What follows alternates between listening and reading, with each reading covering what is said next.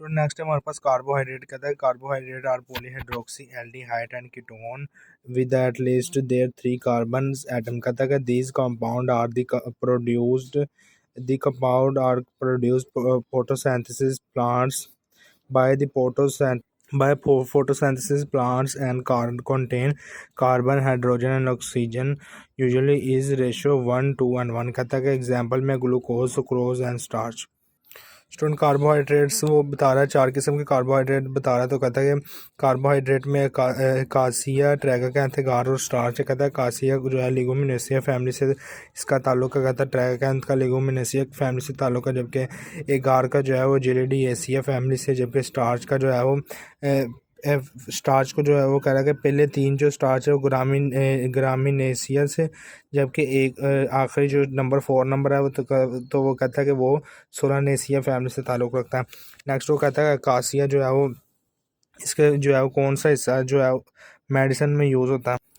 तो स्टूडेंट कहता है कि अकासिया जो है वो गम फ्रॉम द स्टीम यानी कि तने से और ब्रांचों से गम होती है, वो इसका यूज़ होता है अकासिया प्लांट का। कहता है ट्रैगाकैंथ प्लांट का भी गम फ्रॉम द स्टीम यानी कि तने से जो गम हासिल होती है। फिर कहता है कि एगार एगार का बच्चों को कह रहा है कि अलवा LG LG from the hydrophilic complex से जो है वो हासिल होता है, वो जो है वो दो मेडिसिन में यूज़ होता है। फिर नेक्स्ट वो कह रहा है कि स्टार्च जो है स्टार्च का वो बता रहा है कि ये पहले 3 जो है स्टार्च वो कह रहा है कि यानी कि जी मेज़ और राइस जो है वो सीड से हासिल किया जाता है, जबकि फ्रूट आखिरी नंबर पर जो है वो फ्रूट जो है उसका मेडिसिन में यूज़ होता है।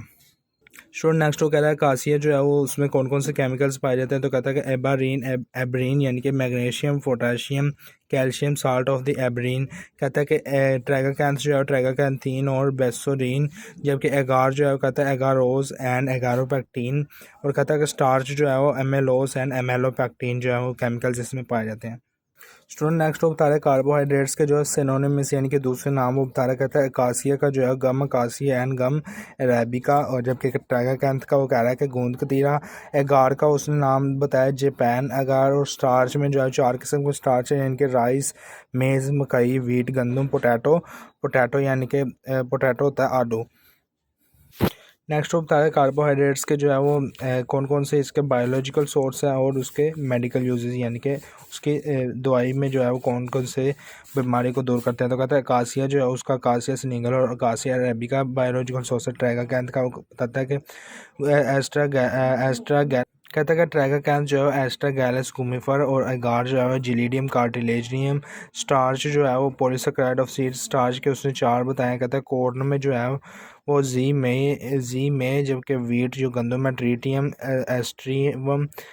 एस्ट्रीवियम, जबकि राइस में बता रहा है ओराइज सैटिवा। और पोटैटो में बताता है कि सोलैनम ट्यूबरसम, जबकि कहता है कि कासिया जो है वो कासिया के वो बता रहा है। तो स्टूडेंट नेक्स्ट वो हमें बता रहा है कि यूजेस इसके यानी कि कौन कौन सी दवाई बीमारी को ये दूर करते हैं। तो कहता है कासिया जो है एमल्सिफाइंग एजेंट एंड बाइंडर है, demulcent and thickeners in the juice. फिर कहता है ट्रैगाकैंथ जो है emulsifying agent, suspending agent, demulcent, cosmetics and in food industry. फिर कहता है एगार जो है इमल्सिफाइंग एजेंट है, कैथार्टिक यानी कि कब्ज को दूर करना, laxative, demulcent, bacterial culture and nutrition.